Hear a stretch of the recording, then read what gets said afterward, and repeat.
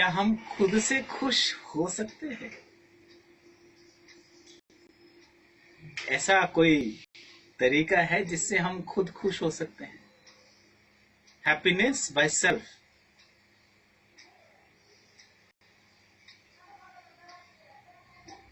तो खुद में खुश होने के लिए हमको क्या करने की जरूरत है?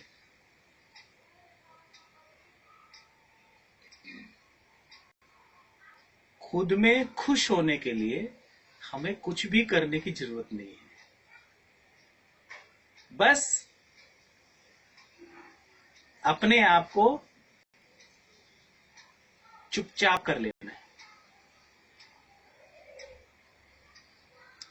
जब चुप हो जाओगे तो तुम्हारे अंदर एक जागृति होगी, एक शांतता आएगी। मन शांत होते हुए मन समझेगा। जो ना समझ मन था वो अब धीरे धीरे समझ रहा है। किसके द्वारा? खाली चुपचाप बैठने से। चुपचाप बैठना। आंखें खुली है तो खुली है, आंखें बंद है तो बंद है। आंखें अपने आप थक के बंद हो जाएगी और मन शांत हो जाएगा। हो रहा है। मेरा मन शांति की ओर उतर रहा है, गहनता की ओर उतर रहा है। इसको बोलते हैं शुद्ध ध्यान। बड़ा सरल ध्यान है। कुछ भी करने की जरूरत नहीं है इसमें। क्या करने की जरूरत है? बस अपने आप को एक संस्कार देना है। क्या संस्कार? चुपचाप बैठने का। ये संस्कार को अपने जीवन में सुबह खाली पेट नाश्ते से पहले और शाम को भोजन से पहले खाली पेट 20 मिनट से लेकर 45 मिनट तक अभ्यास, नित्य अभ्यास। जब तुम नित्य अभ्यासी होगे तो ही तुम्हारा आगे का रास्ता तुमको मिलेगा। बिना अभ्यास के तुम कहीं के नहीं होगे। नित्य अभ्यासी बनो। नित्य अभ्यास से ही तुम उस परम तत्व को प्राप्त कर सकते हो जो कहीं बाहर नहीं बैठा है, वह तुम्हारे भीतर ही बैठा है। वह परम तत्व, जिस परम आनंद और परम गुरु, सद्गुरु तुम्हारे भीतर व्याप्त है।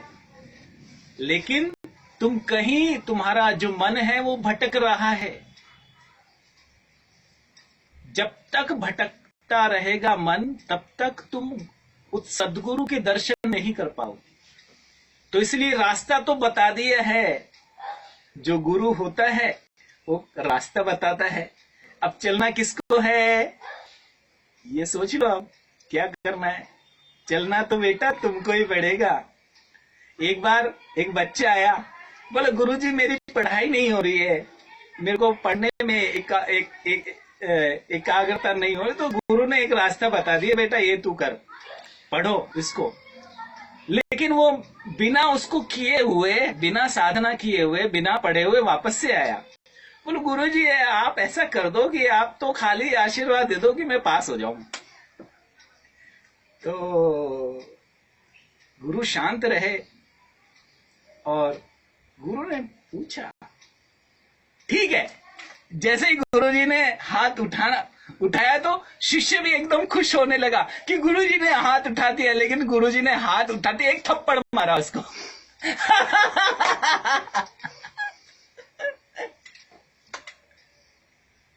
बोले तू कुछ नहीं करेगा तो पास कैसे होगा? पढ़ाई तो तेरे को करनी है ना।